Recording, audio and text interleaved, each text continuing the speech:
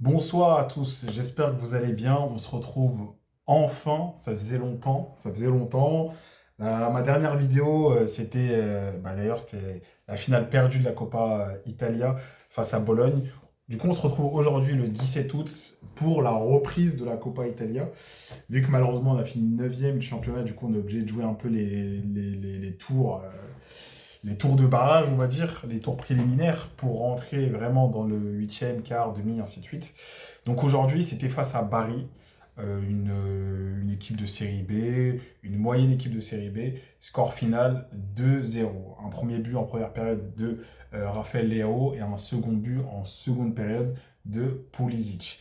Il y a beaucoup, beaucoup, beaucoup de choses à dire sur ce match, sur cette équipe, sur cette nouvelle équipe. Mais surtout, ça fait plaisir de voir une équipe cohérente. Alors oui, c'est Bari en face, oui, c'est pas une grande équipe, oui, ceci, cela, mais ça fait plaisir de voir une équipe cohérente et qui a envie sur le terrain. Je ne sais pas si vous avez ressenti cette chose, mais moi, en tout cas, aujourd'hui, le sentiment global que j'ai ressenti, c'est une équipe qui veut jouer ensemble, c'est des individualités qui servent le collectif, et j'ai des exemples.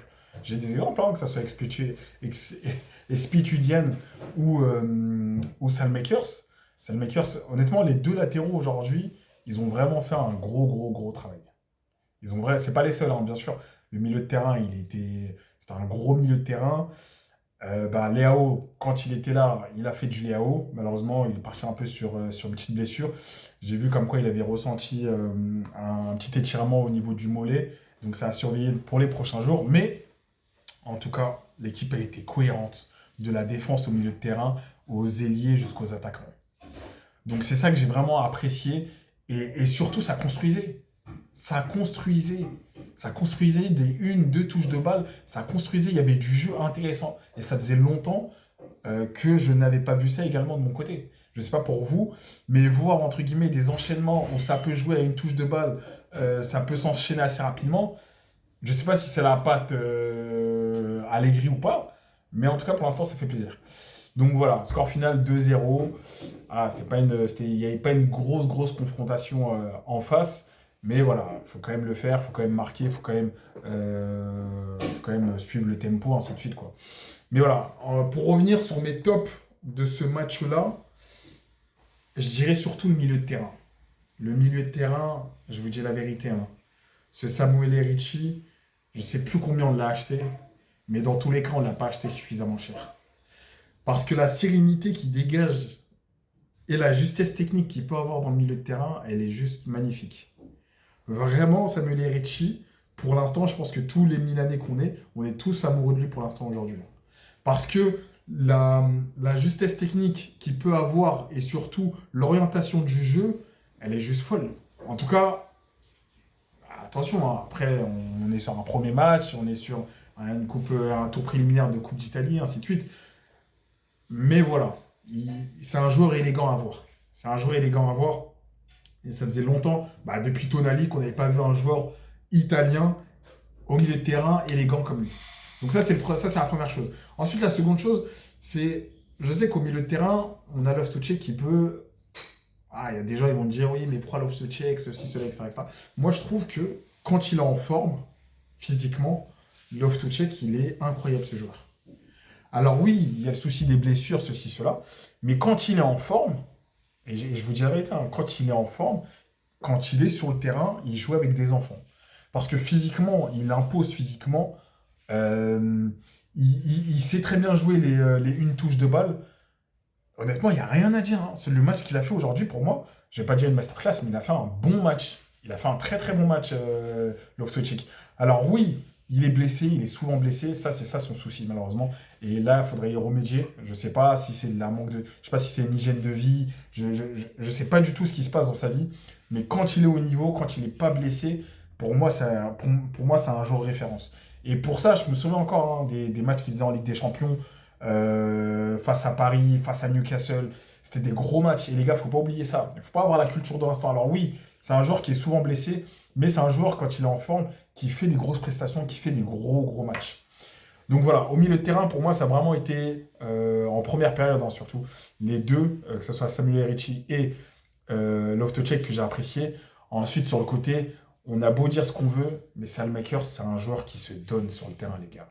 On a beau dire ce qu'on veut, on l'aime pas, c'est pas un bon joueur, ceci, cela. Et moi, je m'en fous. Moi, les joueurs qui mouillent le maillot, c'est ça que je veux sur le terrain.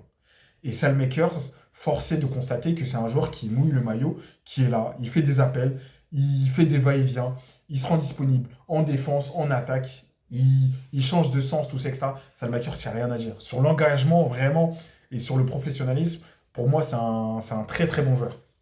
À ne pas négliger surtout, même si Alex Jiménez est bon, mais moi je mettrais quand même en priorité Salmakers sur ce côté-là en tant que latéral, quoi.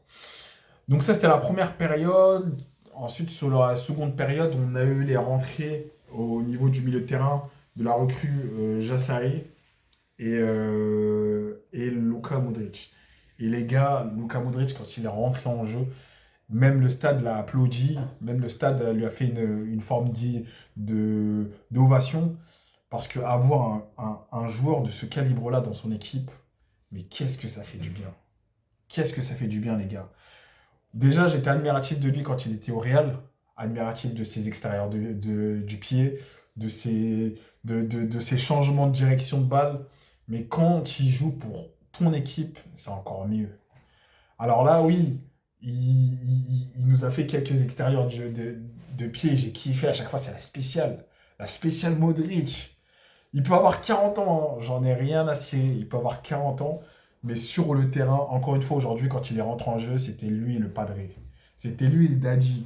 C'était lui vers qui les ballons tournaient. C'est lui qui a orienté le jeu par-ci, par-là, etc. Il a failli même marquer un but.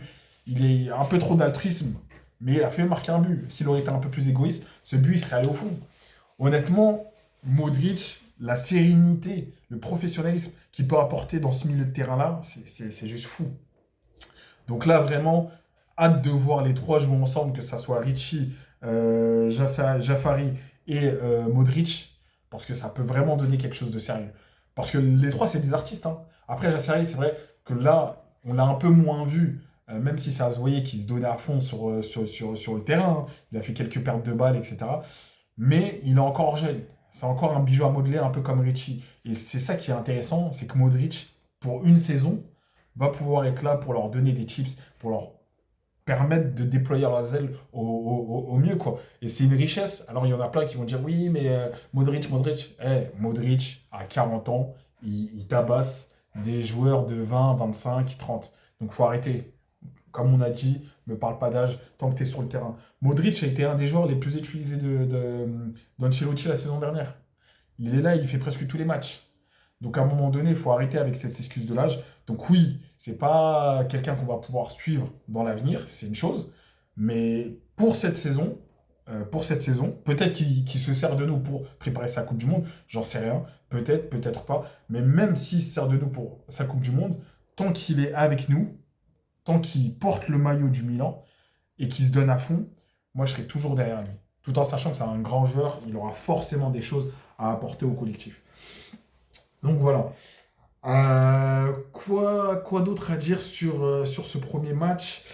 Bah Léao qui fait du Léao. Après, voilà, après, c'est vrai que quand il est parti, Léao, le match il s'est un peu plus refroidi. Je ne sais pas si vous avez eu cette même sensation que moi, mais c'est vrai que quand il était là, il y avait pas mal de. C'était pas mal chaud, on va dire, mais dès qu'il est parti, ça s'est un peu refroidi.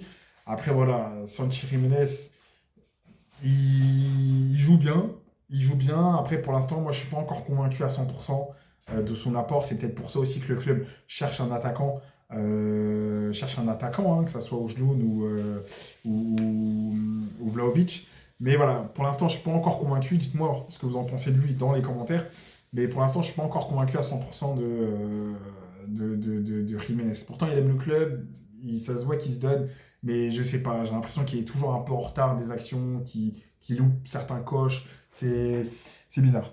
Mais bon, voilà. Premier match, première victoire de la saison. En espérant que ça soit pas la dernière, que ça soit la première d'une longue série. On reçoit Crémosa. Ouais, j'arrive plus à parler. La première vidéo, je reviens de vacances, je suis désolé, j'arrive plus à parler. On reçoit Crémonese le 23. Donc, semaine prochaine, dans 2 semaines, ouais, plutôt dans 2 semaines. Et voilà, il faut garder ce rythme-là et surtout, comme je vous ai dit, hein, ce qui fonctionne bien, c'est le jeu de transition. On est bon, cette saison, on est bon dans le jeu de transition. Il faut garder ce rythme-là, tac, tac, tac, dans ce bon jeu de transition-là. Bon, voilà, prenez soin de vous. Bah, on se dit au 23, parce que le match du Milan, je crois que c'est le 23 face à Cremonese. On se dit au 23 pour le prochain débrief. Prenez soin de vous, ciao.